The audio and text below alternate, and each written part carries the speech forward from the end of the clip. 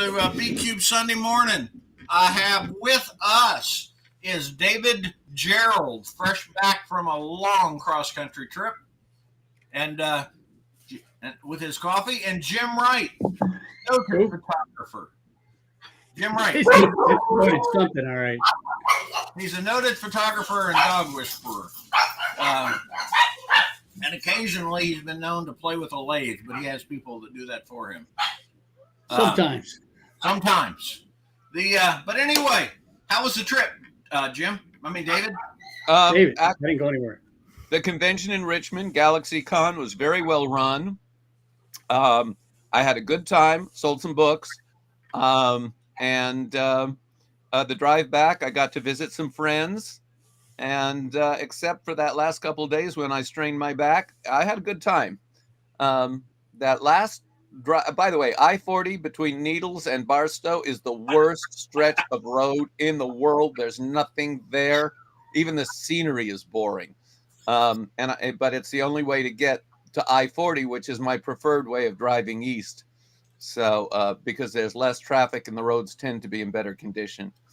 Well, I'm hoping nobody told Texas that you were coming. I went around Texas. I usually the only part of Texas I see is that little thing that sticks up top, and you see Amarillo, and that's it. But Panhandle. I try to avoid Texas. Well, now I've driven across Texas. Western Texas is a career because it's another place where the land is desolate and there's nobody living there. There might be somebody living there, but they show up for the chainsaw shows, the chainsaw training, and God knows, and they're the ones who get laid at family reunions. So Jesus. If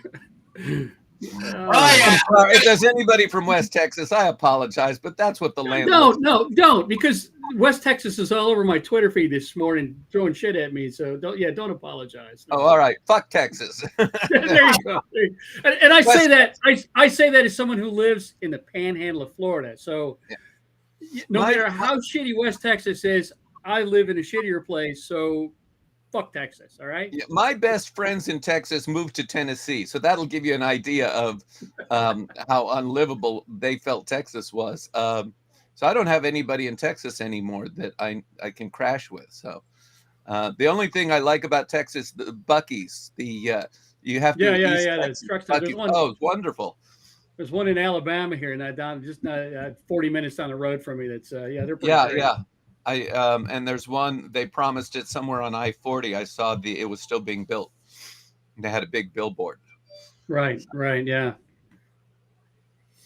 Anyway, what's our topic for today, Bob? Yeah, what the hell are we even talking about today? Well, first thing we were talking about is, cross-country trip. I like to see David drove to Richmond. I just went back to Worldcon, and I drove cross-country to Worldcon with my puppy. So, I love driving across the country because there's so much to see. Yeah. And in all those cool little hotels, you find wonderful people working. Yeah, I try to find the little motels that are run by somebody local. Aside from the fact that they're cheaper, I want to contribute to the local economy, not, Super 8 or Motel 6 or Comfort Inn or, that's a chain. But if I find Ralph's Little Motel and Chainsaw Service, that's whatever. Those are motels from the 40s, but they fixed them up. There's a fridge and I never use the TV, but there's a fridge and a microwave and whatever, and the beds are fairly comfortable. So there's a big, there's a big fiberglass chicken out front. That's a place I'll always stop. So yeah. I start singing "He's Got a Chicken to Ride," something like that. So. And they're getting harder. They're getting harder to find. Not in Gallup. Gallup, you get off at Gallup, New Mexico, and it is one long strip of nothing but motels and hotels, and you have your choice. And I found a really nice one, America Inn, very, very nice, run by Indian or Pakistani or I don't recognize, or maybe somewhere from South America. I don't know. She was incredibly friendly, and it was like only $57 a night, and it was like, wow. and the place had been refurbished very nicely. and I felt better for staying there than at a chain. Well, cool. I usually avoid chains. I mean, we just drove to It is Canada and back, and we try to avoid chains if we can help. It depends on where you're at, though. Some places you don't have a hell of a lot of choices. You can start getting up in some of those plain states up north there on your way to Canada, and there's not a whole hell of a lot of options, man. I think there was Shamrock, but I don't remember what state it was in. Again, a little tiny motel owned by an Indian guy, took really good care of me. Yeah.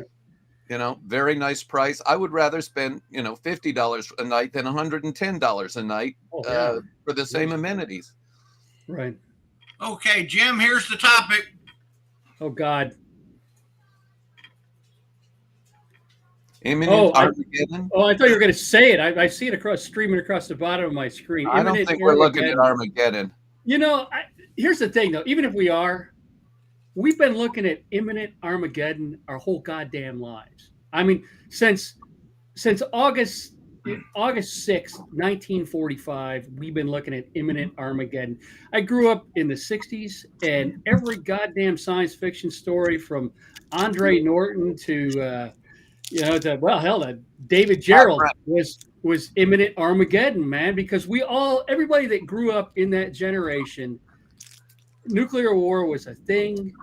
It was inevitable. We just didn't know every day, man. It was every day. It was every day. I don't know how the hell we got through the Reagan administration without nuclear Armageddon.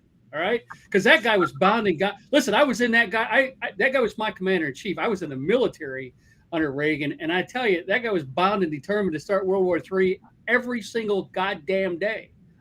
But I mean, you go back and you look at the sci-fi from the 60s.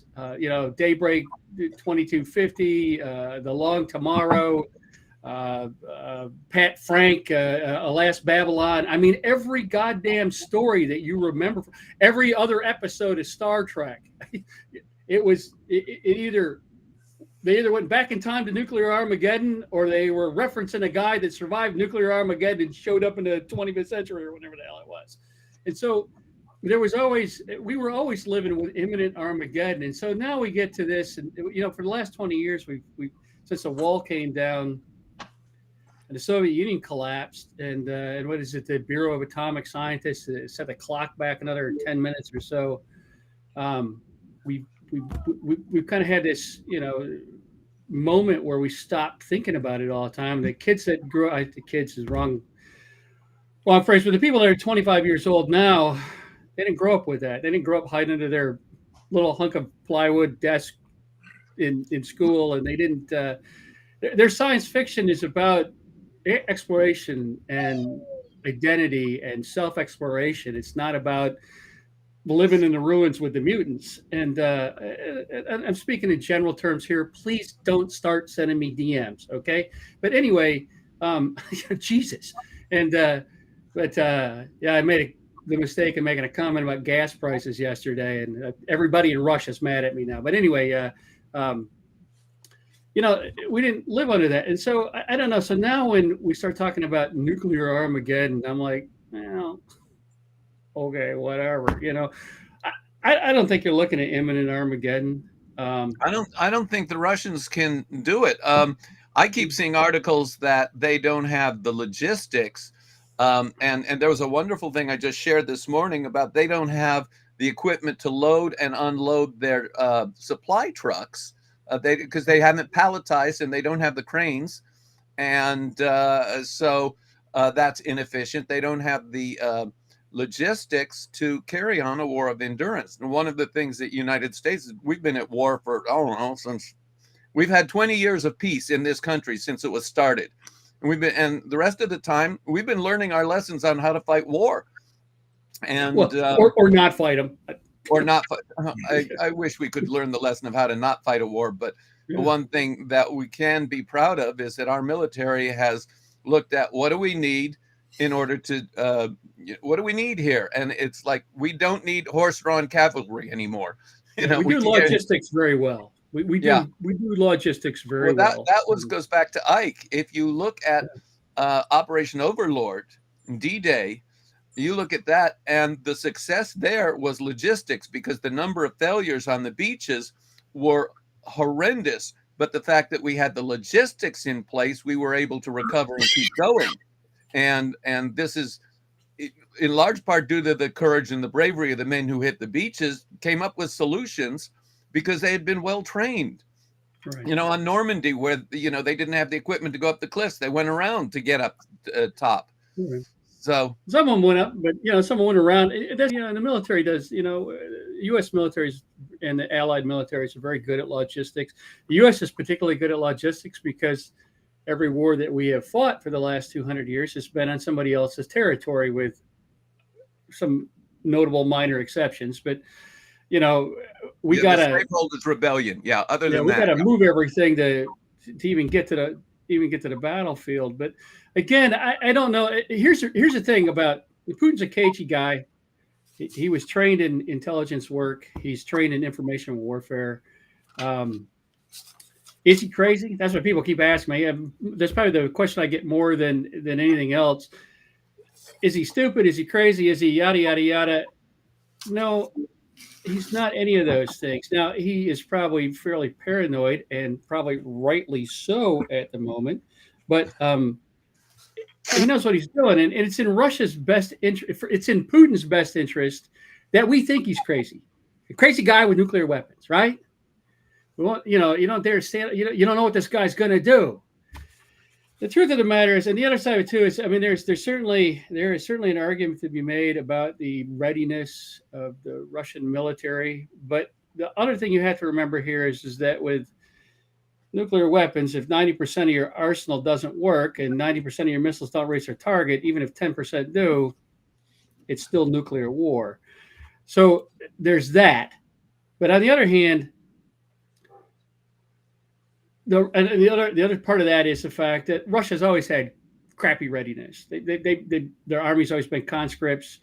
They've never had enough weapons. They have had outdated equipment, and they don't train their people very well. And they don't train their enlisted folks very well at all. One of the real differences between the Russian military, which is based more or less on the old Soviet military, which is based more or less on the old Tsar's military, is that you don't really trust enlisted people. And so while they have non-commissioned officers, those non-commissioned officers are not like in the U.S. military. And so you see a lot more officers than you would in the U.S. military, because those are the people that they feel like they can trust is the wrong word, but are perhaps more reliable and better trained. The enlisted folks kind of come and go because a lot of them are in large part conscripts, and the officers tend to be more career people. One of the things that you see right now that it fills my feed up every day is how many generals they lie. I think they're up to 7 generals, and every day you see this. My God, they've lost another general. Russia has a lot of generals, and they're used to losing generals up front, and they lose a general, and we're like, oh my God, we lost a general. To them, it's like, yeah, we got another one. And again, the model here is, it goes back a long ways. In fact, Tsar meant Caesar. That's where the words come from. And this is very similar to the old Roman army. If the generals are getting killed in the field in far distant edges of the empire, they're not at home rebelling against the king or the emperor or the government, okay, or leading popular rebellion. Caesar came back to Rome and he brought his army. They crossed the Rubicon and he installed himself as dictator. Exactly. He deserved what he got. He got stabbed. He deserved it. Russian culture is not American culture. And so applying our standards and our viewpoint to what's happening in Russia is a mistake. And so one of the things about Russia, they may hate their government and they may be miserable as hell, but it's a point of pride with them. You know, we stood in line for 3 weeks for toilet paper, God damn it. Americans don't have that kind of tenacity. And it's a point of pride. It's like people who lived through the Great Depression here in America. You know, we want our kids to do better, but when they do better, they're like, oh, you know, we had to walk uphill both ways in the snow naked and, you know, fight bears and over broken glass. Don't forget the broken glass. Over broken glass. Right. Exactly. You know, I had to go to work and when I was 6 to support my family. And so there's a similar mentality with the older generations in Russia where yeah, things are miserable, but they're proud of it being miserable, and they're proud of adversity. And these are also people who fought the Nazis in the largest battle in the history of the human race with, a little more than sharp sticks and crappy equipment. I mean, their tanks were basically Volkswagens with guns mounted on the top, and yet they fought and they won. At least, yeah, you better grab him because they threw a hell of a lot of their people into the meat grinder, and he missed you. I'm trying to see. We're gonna have a cuteness break here, so now there's very cute things going on at David's house. I'll be right back. It's okay. It's okay. I'm always up for a Naden break. And, again. So what was the death toll in World War II for the Russian army? 20 million people? At least, I mean, it was huge, and in some cases you couldn't even tell because there hadn't been accurate censuses. You couldn't, like the destruction of Stalingrad was so extensive that it's hard to tell. I mean, there's certain accepted historical figures, but how accurate those really are. I apologize for the interruption. Never apologize for babies. I'm not apologizing for the baby. I'm just apologizing for the interruption because I wanted to hear what you were saying, Jim. Man, as many crappy things as are going on in the world today, a happy baby is. I love that. I'm good with that, man. I wish my timeline was interrupted with happy babies more often. Let me tell you, it's instead of miserable, angry old white men. Let me tell you. Yeah, thank you. Every time, I was telling Sean this last night, every time I get depressed, which isn't all that often anymore, all I have to do is think of Sean and Elise and Aiden, and I just feel I've got my Lifetime Achievement Award. I made a difference in some lives. Right. And that kid is he's turning into such an interesting little human being. Yeah, they are. Sorry for they get past the eat and poop phase, and they start learning.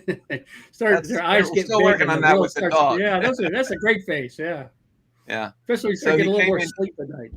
Yeah, he came in here because he loves interrupting, I guess, and he was upset about being taken out. But I wanted us to stay focused on the topic. Well, we should do one of these podcasts where we just have him sit on your lap for the hour. We all make noises at him. That's what we should. We should do that.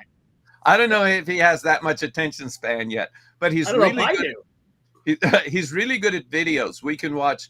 I'll sit him on my lap and we'll watch videos off YouTube, and he will be good until he falls asleep on my lap. And he likes Queen and Elton John, and is the Hawaiian guy who does Somewhere Over the Rainbow. Oh yeah. I'm gonna add. I keep adding new videos to his menus so that I'm going to teach this kid about the Beatles and not yet the Stones, but but maybe the Carpenters. They have to have interesting visuals with the videos, though. Right. Yeah, I used to do that with Eden, my granddaughter, and it is a joy to sit there and just watch her entranced by music you loved when you were. Yeah, I'm going to burn those to a disc so we can put them on the big TV in the living room. I got to set that up so I can watch the Oscars tonight. It's been disconnected. So Jim, so you got any real deep thoughts about what's the next phase? I mean, is Russia you think Russia's going to just keep pounding the? Well, it depends. Again, you have to understand the Russian mindset. And it's not.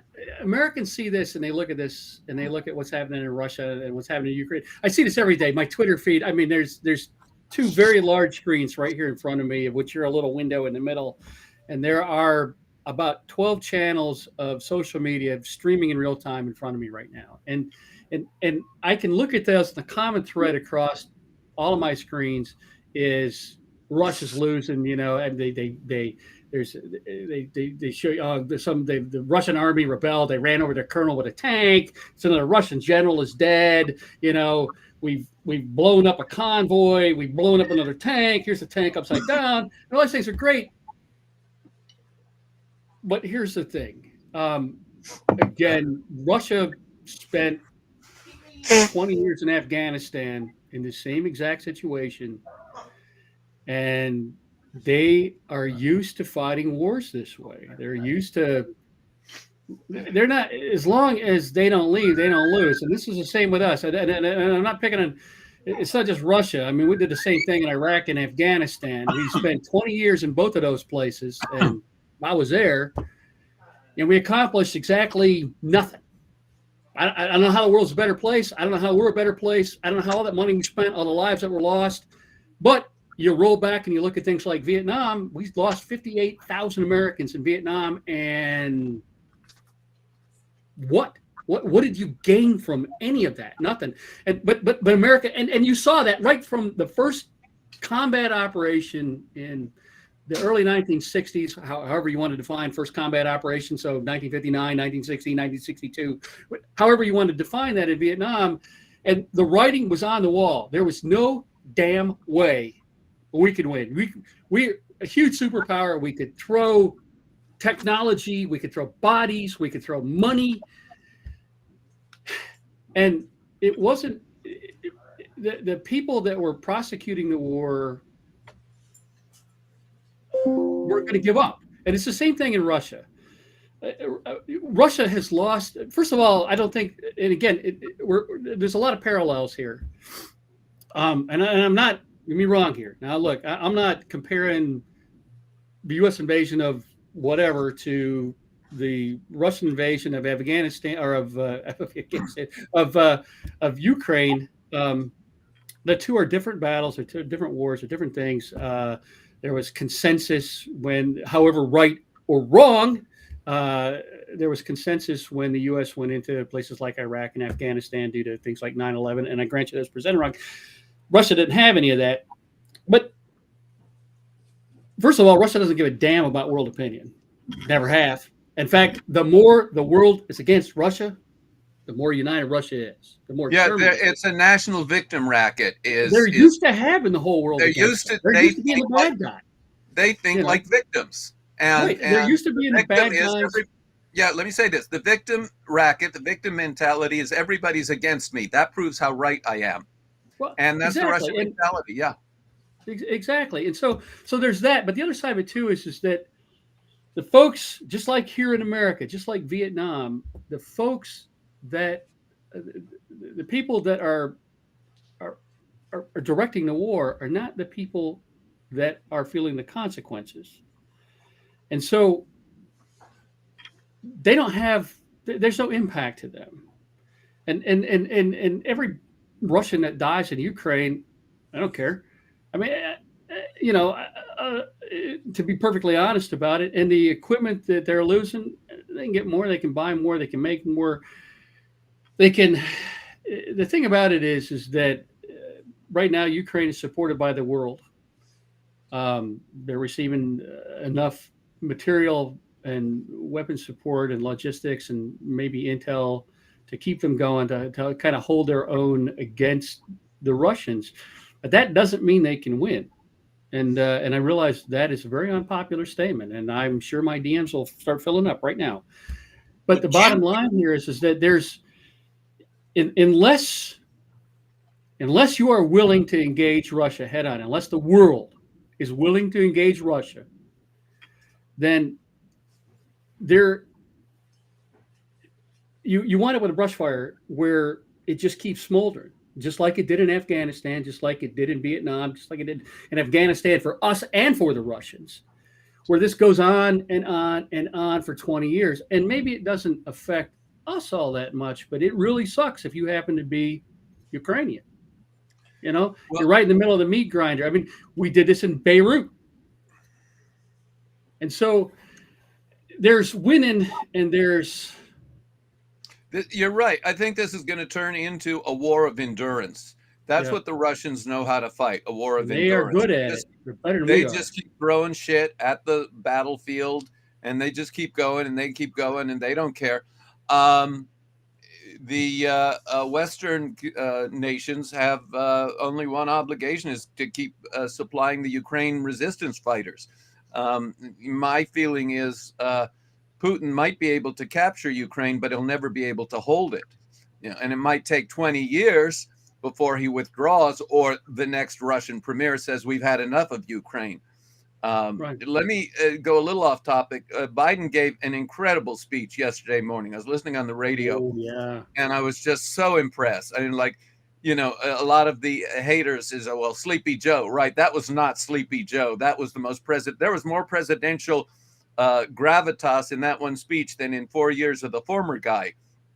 But at the end of it, he said, for God's sake, this man must be removed. That was his anger, his outrage at the atrocities.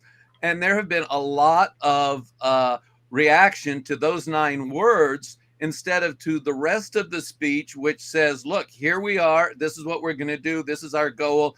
It's like, pay attention to the rest of the speech, not to the 9 words of outrage. That's not necessarily national policy. It's just his outrage. And Joe has always been passionate, speaking from the heart. But overall, that was a great speech. And, and I know a couple of Republicans who have said, yeah, that was a great speech. I don't know if they'll vote Democrat. Right. Well, the thing that kills me about it, and you're absolutely right, I agree with you 100%. It was a great speech. I watched it last night, and I'm like, this is what we wanted to see. And I will say that those words at the end where he said Putin can't stay in power, I'm like, well, hell, that's the dismount. That's the thing there, because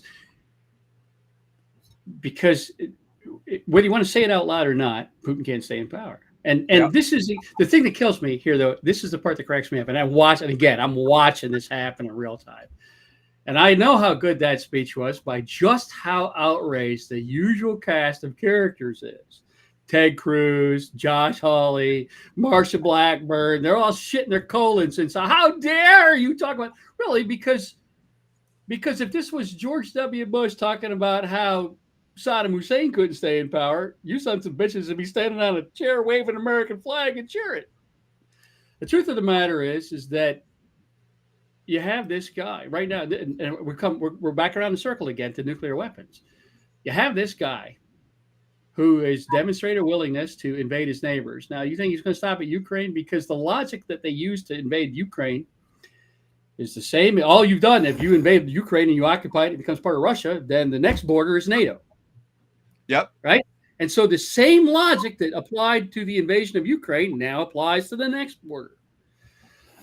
And if you don't restore sanity to the people that have their fingers on the nuclear button, and I'm not just talking about Putin, I'm talking about we had a guy here you talk about a crazy guy with his finger on the button.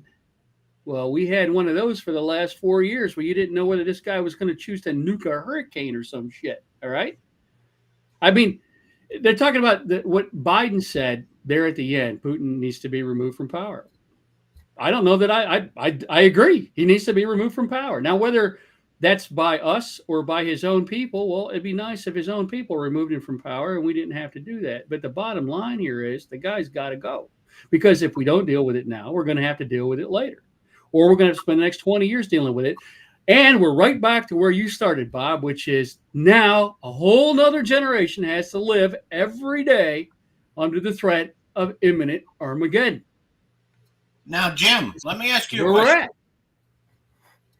Now, granted, our school kids today, when we talked about Armageddon, we talked about nuclear drills. Today, they have their live shooter drills. Yeah, I don't know. I think they might have it worse than we had it, but yeah. Let me ask you this question though. You were an intelligence officer type person, right? For a lot of time. Yeah, for a long time.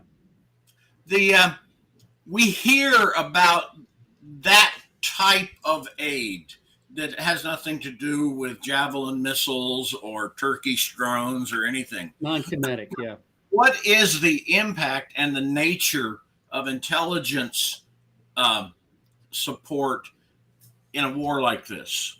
Well, there's intelligence support. There's intelligence support. One of the problems, first of all right, since you asked that question, I'll answer it as intelligence. Oh, you don't have to. You can tell First of all, wars. This is why nations like, for example, Iraq lost the war. I think ultimately they won the occupation, but they lost the war. And we were in Baghdad in 28 days. And the reason for that, and I was part of that process, I helped write the battle plan or small portions of the battle plan that were used to invade the country. I was part of the team that fired the initial shots that night, the first night of the war. And I was there 3 months before the war started doing intel work. And part of the reason that there was that war, the kinetic portion of that war, the initial part of the invasion went so quickly is because of intelligence, because of intelligence. And intelligence, look, again, there are many different kinds of intelligence. There's a kind of intelligence that tells us what kind of weapons the enemy has and how he's likely to use them and where they're located and that kind of thing. And then there's the kind of intelligence where the kind of thing that the CIA does, where they try to guess the mindset of the enemy leader and make predictions of what he or she will do in the future. And that's black magic, all right? And about 9 times out of 10, they're wrong. Whereas the tactical stuff or the stuff on the ground, that's a different ball game. And there's a lot more assurity in that, though that can also be wrong. And so there's also, you have to understand that there's intelligence at the military level that is very practical, that is where you're synthesizing what's called a fusion picture, a coherent picture of the battle space. And for military commanders, people that are making the decisions of where the bombs and the soldiers go, all right? And there's not a lot of arguing about that. I mean, there is, and I wound up in the middle of myself more than once, but that kind of stuff tends to be very concrete. It tends to change very quickly. It tends to be done by people that are actively engaged in what's going on. And then there's the strategic version of that, which in America, that means that it goes above the military to the civilians who make the decisions.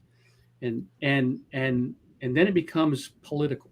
And that's how we want a place like Iraq. When the intelligence community as a whole said, we can't find any concrete evidence of weapons of mass destruction, what that turned into was, well, we'll just get our own intelligence people and we'll set up this office of special projects over here in the Pentagon, and then they'll tell us what we want to hear.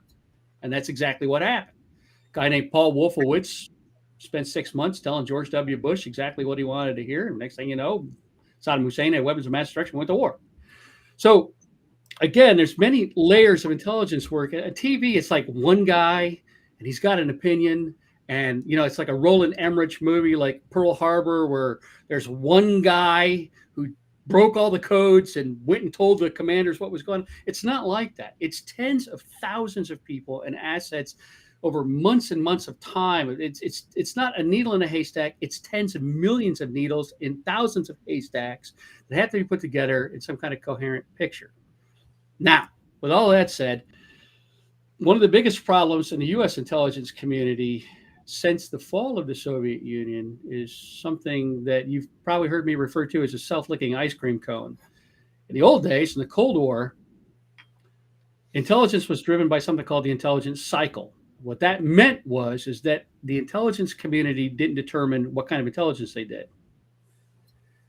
That was determined, those requirements were determined by the commanders, by the people that had to fight the war, or in some cases by politicians who said, I need to know this about that guy. And so there were requirements, and those requirements went to the intelligence community, which is in layers where we're coming to the intelligence community at a certain level, and then it would get distributed to the assets that were capable of finding that kind of information.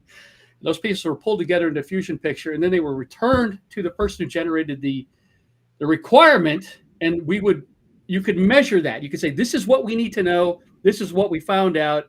Did we satisfy the objective? Yes or no? If we didn't, then we need to go back and do it again. Hang on one second. Let me add a thing here.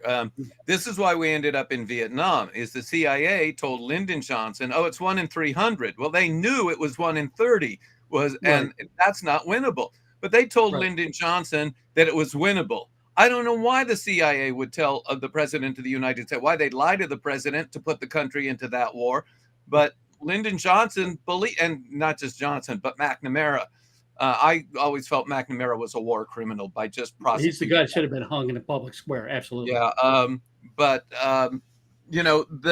failure there was the failure of intelligence Somebody should have said from the very beginning, we cannot go in there. We will not win. Right. And we Well, lost see, this is 50,000 again, American lives. this is the problem, because again, once you make an assessment and you say, here's a good way to tell. If you're listening to an intelligence guy, they got a guy on Fox News or CNN or on Twitter, and the guy says, absolutely, no doubt, this is what it is. That guy's full of shit, because the intelligence community, real intelligence doesn't work that way. Real intelligence works in probabilities and possibilities. It doesn't work in that. And so if you ever hear an intelligence guy stand in front of the United Nations and say, absolutely, Saddam Hussein has weapons of mass destruction, you can bet that guy's full of shit. That's a political agenda. Intelligence always speaks in terms of even if I was absolutely sure in assessment, when I was in Iraq, if I was absolutely 100% positive that the enemy was doing something, I saw it with my own eyes, my briefing said probably. If I was less sure, it said possibly. Where you start to run into trouble is when you see intelligence people saying absolutely 100% for sure. That guy is wrong. So back to your originalist word here, Bob. Now, the problem with the intelligence community today is that in a lot of cases, the requirements for intelligence are not driven by requirements from consumers, but they are self-generated by the community itself. And this is a major problem in places like the National Security Agency. And so what happens and this is a direct result of things like 9/11, where acts like the Protect America Act and the Patriot Act, and really more the Protect America Act, created these giant intelligence sponges where, like the National Security Agency, who does not do any of the things that anybody thinks they do. They don't have badges. They don't carry guns. They don't run around and commandeer a car for national security. It doesn't work that way. But they are a electronics intelligence agency who sucks up information. And that there were very, very strict rules over that agency that happened as a direct result of things like Watergate, that very strictly managed how that community could collect and use and process information and who they could give it to. I spent 20 years in that community. And the one thing that was pounded into your head from day one was, we don't spy on Americans because you go to jail. And that's how it works. And there's no exceptions. And in the very rare cases where those assets were used and there was an American pop up in the collection process, then there were very, very, very, very specific requirements about what had to be done to protect the rights of those Americans. All that shit went out the window with the Patriot Act. And what happened was we said, well, for national security purposes, we're just going to collect everything, all of it. We're going to suck up all this information, and we're going to store it in these huge data centers. And someday we might need this stuff. And there's no way that you can protect the rights of Americans when you're going through their library records and when you're sucking up every phone call and every electronic transmission and every text and all that kind of stuff. And so what happened then becomes this wall of, we have the information, but we can't give that to you. And so now what happens, one of the major problems in the intelligence community, and these are things that led directly to 9/11, are these self-generating requirements, and then this proprietary hold over the information. We have it. We're not sharing it with you. We're not telling you how we got it. And in some cases, that mentality comes from politicians who can't keep their fucking mouth shut. When you say to a politician, hey, you see it right now. See it right now. I'll give you an example. In Ukraine, I've seen endless reports from Ukraine. I'm watching it on Twitter right now where we're talking about, hey, the Ukrainians wound up with this huge advantage over the Russians because they were monitoring Russian communications over the radio, and they were using that to target commanders. Well, thanks a lot for broadcasting that shit to the fucking world. That's exactly like this senator during World War II who managed to blab on the radio that we knew exactly how deep Japanese submarines operated at. Well, guess what happens when the Japanese find that out? They change the depth that they operate, and your depth charges don't work anymore. So part of the reason that the intelligence community is gun shy about sharing information is because politicians like Ted Cruz and Josh Hawley and Marsha Blackburn, and for that matter, Joe Biden and Donald goddamn Trump don't have enough sense not to give it away. And once you give it away, then you can't use it anymore. So now when you say things like, back to your original question, Bob, what kind of information are we giving to Ukraine? I don't know. And the answer to that is because the problem with it is that giving information to people outside the community becomes problematic. It becomes dangerous. In some cases, how you acquire information, the methodology of it, if that's disclosed, then even the fact that you have that information renders that information unusable. There was that they made that point in that movie with Benedict Cumberbatch about the Enigma, right? Where that's a very good.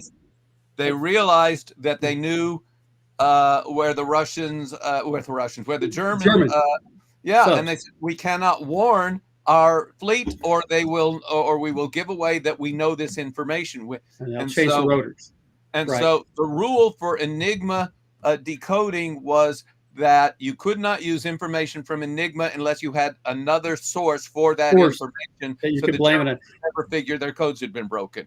And that is still a truism in the intelligence community to this day, that in some cases if you have single source, first of all, you should never depend on single source intelligence anyway, unless you're absolutely desperate. And second of all, again, depending on information that can only be gathered in one fashion, tells the enemy probably more about you than you've learned about him. And there are numerous examples of this. One of probably the most famous is probably the most famous unclassified one is Midway, where we deliberately transmitted information knowing that the Japanese were listening to our naval communications and knowing that they had likely broken those codes. And so they transmitted information. The famous example is Midway Island, where we said that the water desalinization plant wasn't working. Right. And then but that was sent in the clear. That wasn't coded. Right. It was sent in the clear, but there's a difference between codes and ciphers, and that was sent in naval code, which essentially is in the clear. But the truth of the matter is that, and again, and that allowed us to look at Japanese code, what was the JN purple code, and look at and see that able to verify that Site A that the Japanese were talking about was Midway. We didn't know what Site A was until and again, they said Site A is having problems with their water desalinization. Right. If you ever really want to see that stuff, there's and I have to be careful what I talk about here, but if you ever really want to see some of this stuff at the unclassified level, there is a wonderful museum called the National Museum of Cryptology, which is in Washington, D.C. It's on Highway 32 on the Baltimore-Washington Parkway, exit 32 if you get off right there. And it's an old hotel that actually it sits right on the edge of Fort Meade, and you can stand in the parking lot and look across at Ops 1, which is the National Security Agency main building. And that hotel was once owned by the Russians, owned by the Soviets. They used to have luncheons and stuff. And of course, nobody knew the Soviets owned it. And they would have lunches there, and people from the National Security Agency would come there for the lunch buffet, and they'd have hookers and stuff and take them back to rooms. And they had equipment monitoring that building. And this was in the days when we didn't disclose the NSA stood for no such agency, and nobody even admitted that it existed. It didn't show up in the budget. And eventually, we discovered that that hotel was being used to spy on the National Security Agency, and they threw the Russians out of the country. And that hotel is today the National Cryptology Museum. And but there's a huge there's a whole section in there on the Enigma and on the machines, what was called the bomb that was used to decode the Japanese purple code. And there's a whole sections in there. What's horrible about that is if you go in that museum and you walk through it, and you're someone like me, half the stuff in the display case is equipment that you worked on in real time. Now it's in a museum, and it's fascinating stuff. But again, Bob, to answer your question, full circle here, I hope I've gone the long way around here, but the answer is it's not that simple. it's the information that you give to Ukraine, you have to always assume that it will fall into the enemy's hands. You just like there's a whole Russian electronic warfare suite that saw on the news the other day that I can't talk much about, but I'm familiar with, and that they captured in Ukraine and it's on a boat somewhere back to the United States for analysis. Probably wind up in one of the buildings there in Fort Meade, being looked at, reverse engineered, and that's stuff that we never would have talked about 20 years ago, and now it's on Twitter. This is a very different kind of war. Is that it's being fought with such enormous information transparency. By everybody who's got a cell phone is uploading, oh look, I took a picture of a crashed Russian tank or an airplane or and so that's great for intelligence, but it's also that's all the armchair warriors, the 101st Fighting Chairborne, the Screaming Feebles, to express their opinion about sorry, Bob. It allows them to suddenly become military experts. And the fact is that even as I have posted my own thoughts on the war, I'm looking at this intelligence with a great deal of skepticism, because what are we not seeing that we should know? So, you see, like I said, you're seeing, it's very easy to say it's again, we talked about this before in previous episodes, where social media is great for providing information. And I'm sorry, I keep distracting here because there is a small, very sad beagle outside my office door currently whining, and I don't think you can hear it on the microphone, but it's a little distracting on my end. But anyway, one thing about I don't mean you, but I'm talking about my beagle. I'm looking to see where Charlie went. Charlie's been quiet for an hour now. It's like, okay, is he still alive? He's crying. He's outside the door. He's crying. My wife has gone to visit an aunt, and so I'm here by myself, and my office door is shut. And so the shepherd's laying in the sun, but the beagle's very sad, and he's outside the door right now. But anyway, here's go get him. I mean, no. Anyway, the bottom line here is that intelligence, again, intelligence and information warfare and those kind of things has changed radically with the advent of social media. This war is being fought in real time, but the problem is that we tend to see the tweets we want to see. We tend to see the Facebook posts that we want to see. That's how social media is set up. Reality. We live in a self-edited reality.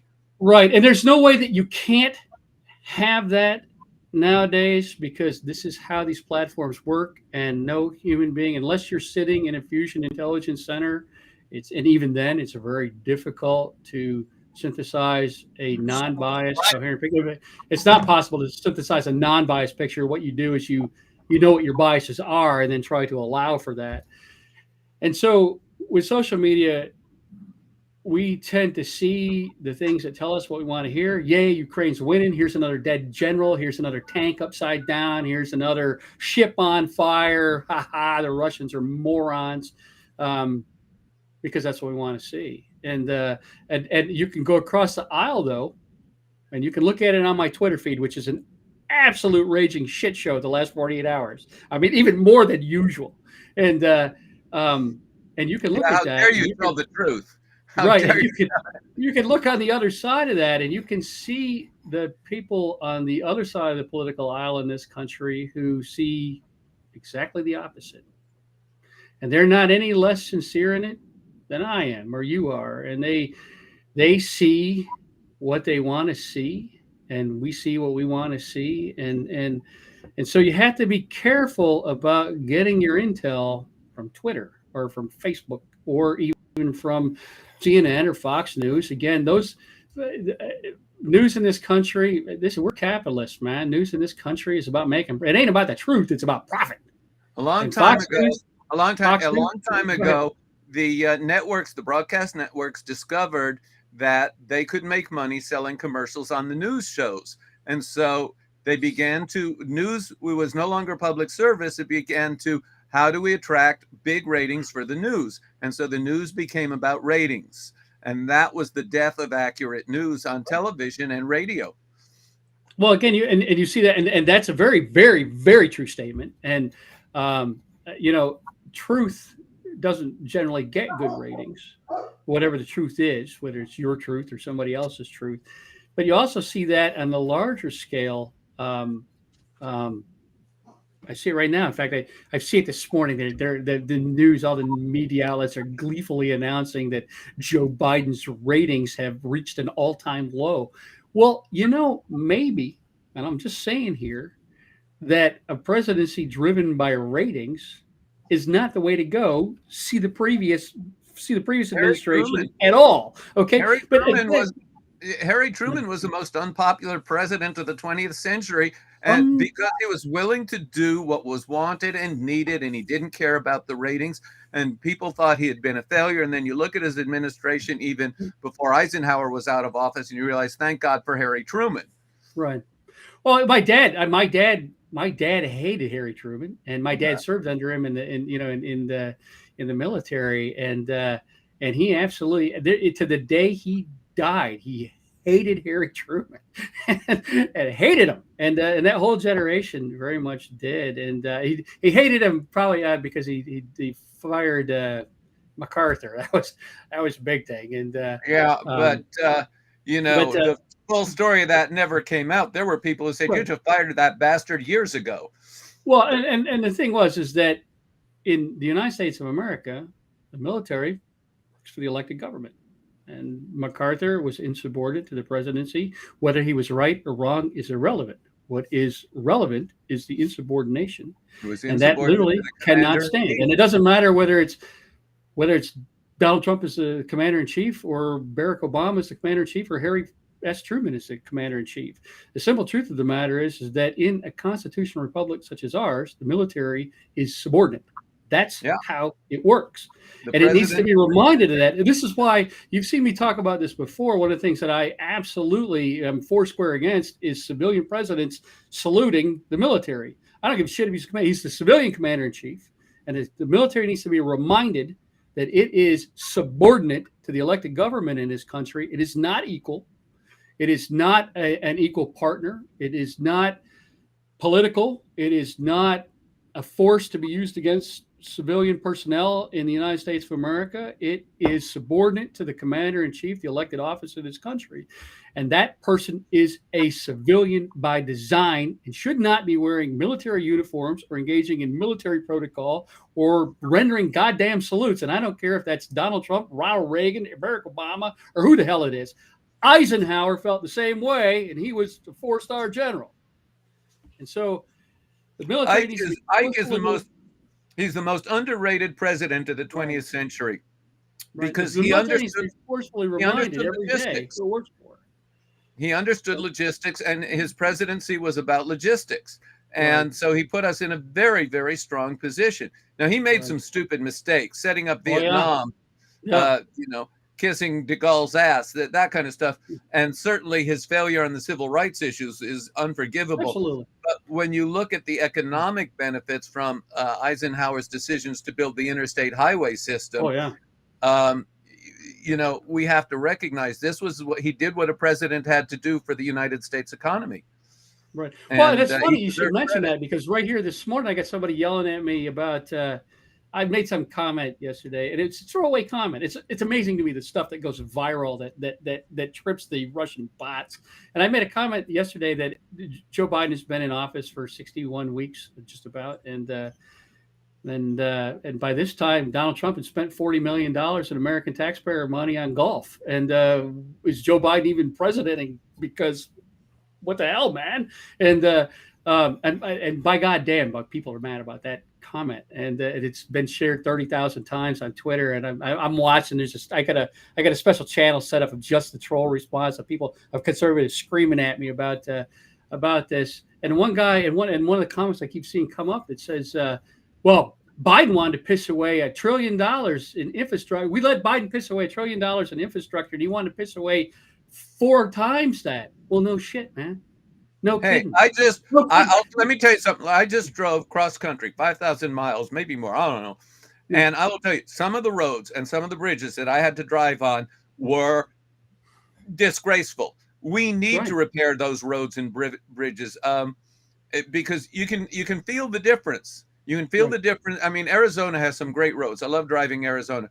But you get into, let's say, when you drive from Kansas into Colorado on I-70, that first 20 or 30 miles is it's all bad repairs, just a little Yeah. oil to fill the cracks in the. No, come on, get in there and pave that properly. And this infrastructure repair and maintenance has been neglected in this country for, I don't know, 20 years, 30 years. We need to do something about it. Those bridges are going to collapse whether you're a Republican or a Democrat. It's more than that. One of the, like you said this yourself just a couple of minutes ago. One of the greatest investments in the future in this country was when Eisenhower backed the interstate highway system. That changed economics in America in 1,000 different ways. It changed leisure, it changed travel, it changed business, it changed commerce, it changed infrastructure, it changed everything. All of those killed Route 66. There are still remnants of Route 66, which I drove before the interstate highways, and it was fun. But it's a memory now. Right. It's a memory now because we just drive straight through. Right. We started out talking about hotels with giant chickens out front, and that's Route 66. But the bottom line is that, and while there are certainly downsides, because the interstate highway system certainly did have negative effects on the environment, for example, on the increase in pollution, and increase in cars, and inefficiency. It hurt a lot of small towns. You drive through some of these small towns, and half the buildings are boarded up. Right, but it also had huge economic benefit for the United States. It certainly could have done better, but without it, we would not be the country that we are. And so this investment in infrastructure isn't just about repairing bridges and roads. It's about building the interstate highway system of the future. And when I say interstate highway system, what I mean is the internet, electronic infrastructure, electronic banking, air travel, electric cars, yada, yada, yada, energy, all of those things. Those are we could spend $1 trillion on new aircraft carriers that we'll never use, or we'll spend it on stealth fighters that don't have a mission, or this goddamn littoral combat ship, which I was part tangentially of the original design team and said literally in the first meeting, we will never use this goddamn ship. Why are we building it? And that's when I got asked to leave. And yet here we are. That ship has been in commission for 4 years. It spent 3 of those years in layup because the goddamn power plant doesn't work. And now the electrical system has failed. And now, only 4 years old, the Navy wants to decommission them and build something else. We don't bat an eye that we spent billions of dollars on this goddamn useless weapon system again, because this isn't in any way unusual or an anomaly in military spending. And yet we will benefit exactly fuck all from that investment. Whereas investing the same amount of money in future infrastructure, such as electric charging stations at every gas station, or domestic production of alternate fuels, of all of those kind of things, of Jesus Christ, even building 100 damn windmills, we will reap the benefits of that investment for a century, just as we did with the interstate highway system. But the entrenched infrastructure, the entrenched oil companies, for example, or the people that build gasoline cars, or those folks that don't understand the benefit of things like the internet. And there's still many of those people, many of that generation are still in power. I look at some of the senators that were recently grilling our new Supreme Court justice, and you can't tell me that any of those assholes have any comprehension of the information age and how damned important it is, or the fact that a significant fraction of this country doesn't have access to it. And you saw this during the pandemic. We couldn't switch to virtual schools. We couldn't do it. We live right now. You and I are streaming. I'm in, my camera's in HD. We're streaming across the internet to I don't know how many tens of fives of people. And hey, that was a joke. You guys are supposed to smile. And and we're doing this in real time, and yet for some reason we can't do this in our schools. What the hell are we talking about? I mean, shit, David, you write science fiction. We've done this. We've done this for. We've written about science fiction. Heinlein wrote about it. Kids that went to virtual schools. It wasn't a thing. Those of us who grew up in that time frame, we always expected schools to wind up being computer screens. I got my college degree that way. You can't tell me that let me go into this. My son did not finish high school, which he came to me, he said, I'm not learning anything, because he was at the special needs school. Right. And he said, they're just warehousing us. I'm not learning anything. I want and I want to learn. And I said, okay, it's on you. You can get your GED whenever you want, but it's on you to educate yourself. And he took on that responsibility. And now if there's anything he doesn't know, whether it's nutrients for plants or weaponry or politics or whatever, he's gone. He's with his phone for like 2, 3, 4 hours. He'll come back and says, well, I searched 7 sites about this thing, and this is the one that I think has the most accurate information. He'll tell me about this every day. And and it's like, this kid is better educated than most people his age. He's not a kid anymore, but he's better at, because he's willing to take his phone and do the research. And this is what the internet has provided: access to information that we would not have had any other way. And so even where the formal educational system failed him, he found an alternative that did not fail him, and that actually works better for him. Because he's not all that good with other people. He's very he has very high standards. I mean, there are days when even I don't live up to his standards. So it's like, oh God, no. Like, but that's probably a good thing. The generation, our children should replace us.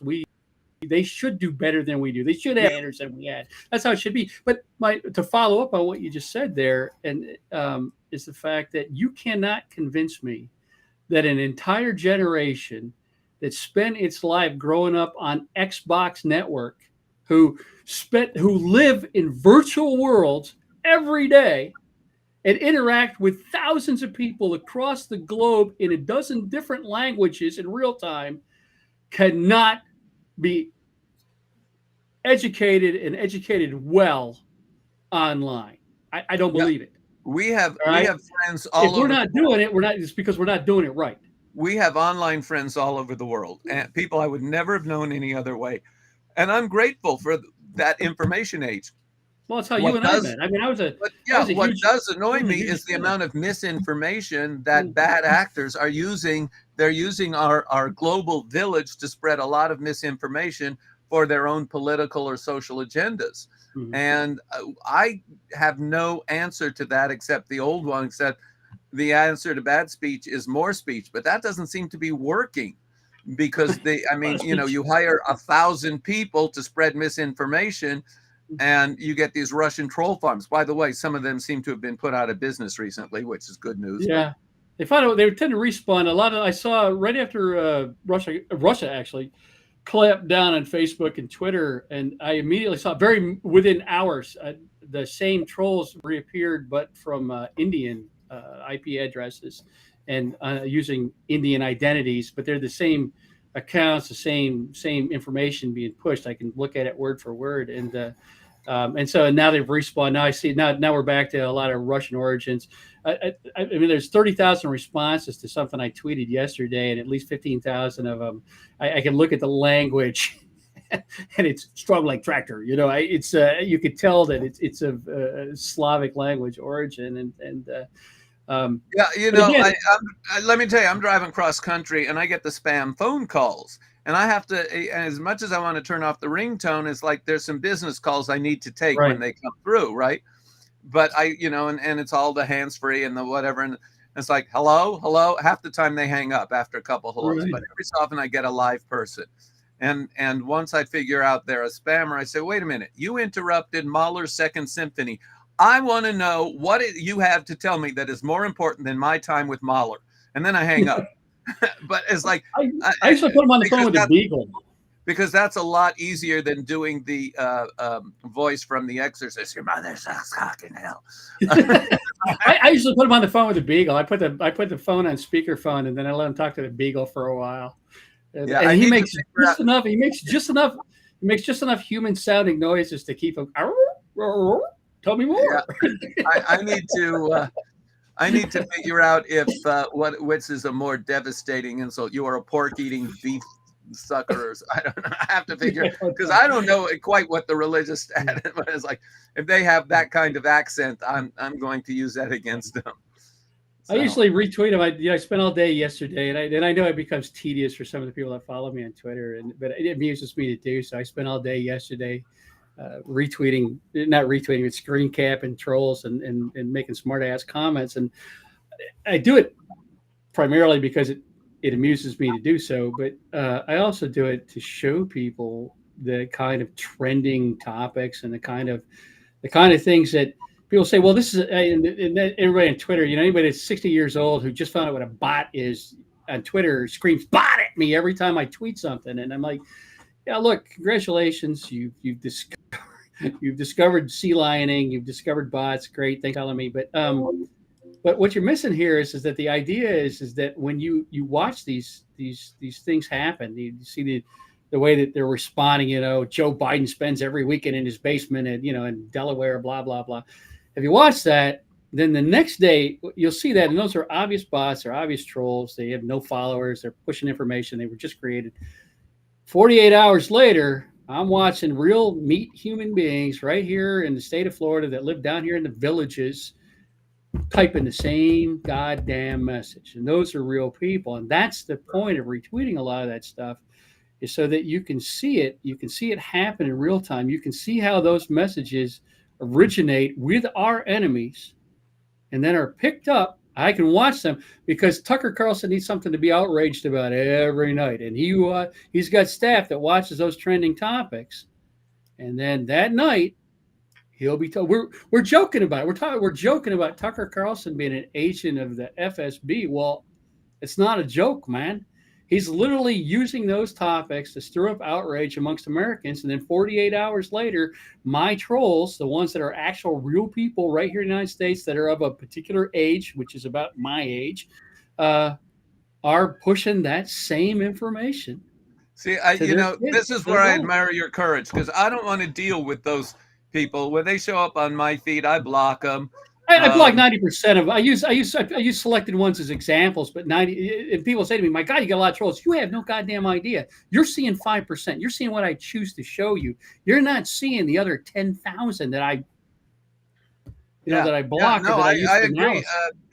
But I want to have a more useful level of discussion. I've been accused of censorship, and I say, no, it's not censorship. It's my living room, and if you're not polite in my living room, you get, Right, and you use social. You guys use social media differently than I do, because you're primarily a science fiction writer who dabbles in politics, and I'm primarily a political writer who dabbles in science fiction. So, social media is kind of a different thing. We use it differently, and both of those ways are correct. And that's why I can't get through to other people who yell at me. In fact, this just happened again this morning. Somebody yelling at me about, you've got all these followers. You should be doing. Stop talking to me right now. Don't tell me what I should be doing with my followers. If you don't like that, you are more than welcome to spend 15 years developing your own goddamn audience and using it however the hell you want to. But don't go around Twitter telling other people what the hell to do. All right? Absolutely. I sometimes I will go on my private little database of comments that I've saved from the internet and write a scathing retort to someone. I love those. Those are my favorite David Gerrold posts. I read those. Most of the time, I don't post them. You should see the ones I don't post. One of the ones I didn't post was, "Dear Internet Sniper, yes, I am a washed up has-been, a piece of human garbage," all that other stuff you said. What have you done lately? Right. It's like, well, you leave him no place to go. And then he's like, well, that. But I didn't post that one. It's like, I'm having too much fun to, start any fights. I usually resort to yo mama jokes, but that's those just are me. Too. Bob, you're making that we're over time face that you make when we're over time. God, I'm enjoying the hell out of it you know dang well that when you're over time, Cheyenne used to ask the people, should we tell them? Just turn us off. Click. And they all say, no, let him go. But there was two things I did want to add. we talked about Eisenhower. Remember Eisenhower? You remember Eisenhower's great quote that Sure. says, You're going to talk about the military industrial complex. Sure. No, I'm talking about the one that says every ship you launch, every bomber you build, is a school you didn't build, basically. Right. I mean, we can talk about, David said he's one of the most underrated presidents out there.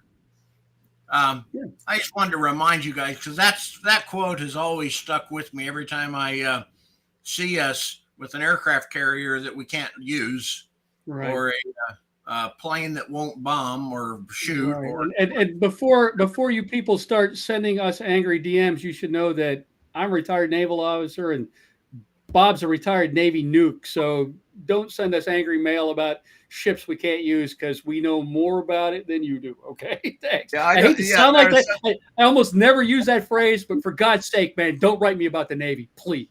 There are some people who want to school me and I have to remind you, 90% of what I do is research, and only 10% is planning revenge. But I do my research, and so I appreciate people trying to school me. Well, yes, but you couldn't do this because it's like, yes, I learned that when I was 9 years old reading my first Heinlein novel. Okay, so and there are people who come in, they have no idea who they're talking to. Right. And that's what you have to deal with, is people who think that they know enough to school you, even though they don't know who you are. Hey, we're getting ready. Go ahead. Go ahead. But the most recent winner of the Heinlein Award, raise your hand. It's that guy right there in the middle. Yeah. I just had the pleasure of discovering a Heinlein book I didn't know. Which one was that? Ooh. Double Star. Oh, that's one of my favorites. That is so good. That is such a great book. Yeah. I don't know how many times I've read that book.